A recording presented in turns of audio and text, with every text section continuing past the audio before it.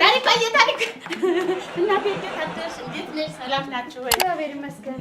ጋሽ በፊት እንዴት ጋሽ በፊት እንዴት አደርሽ? ምንድን ነው? እግዚአብሔር ይመስገን አለሽ እንዴ? ምን አይፈልግሽ? እንትን ፈልጌ ነበረ ታሪኳዬ፣ ራስሽን እንድትሰጪኝ ፈልጌ። ምንድነው? ራሴንማ ለባለቤቴ ከስንት ዓመት በፊት ሰጠሁት እኮ። ታሪክዬ የኔ ብቻ ናት። አንቺ ግን ምን አስበሽ ነው? ለምን ፈልገሻል? እንደዛ እኔ ለምን እፈልጋታለሁ ደግሞ ለምን አስባለሁ?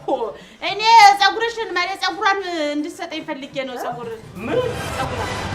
ጭራሽ ውበት መዋዋስ ጀመራችሁ? ሻሼ ተፈጥሮ አይሰጥም፣ አይዋስም፣ አይሸጥም። ወይ እስኪ ዝም በል። የትኛውን ፀጉር ነው የፈለግሽው? እንደዛ ነው እንትና ባለፈው እንኳን አጥበሽ አስጥተሽው ገመድ ላይ ወድቆ እኔ አንስቼ የታሪኳዬ ፀጉር ብዬ አላሰጣሁትም። ታዲያ የማኔሩ ናት እንዴ? ማኔሩ እኮ የትኛውን ነው የፈለግሽው? ለሰርግ ማረገውን ነው? ወደ ስራ ሲሄድ ማረገውን? የትኛውን ቀለም ያለው? የት ነገር አሁን የሆነው ይሁን ብቻ እዚህ ላይ ብቻ ይቀመጥ እንጂ ምን ችግር አለ? የሆነው ይሁን ማመስጠት ገንዘቤን ለማንም እያወጣሽ በትኝ፣ ለማንም አትይ።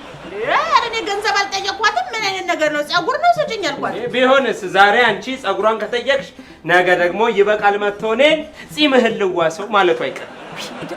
እንደዚህ አይባልም። ዝም በል በፍርዱ። ለምንድን ነው የማይባለው? ይባላል እንጂ እንዴ።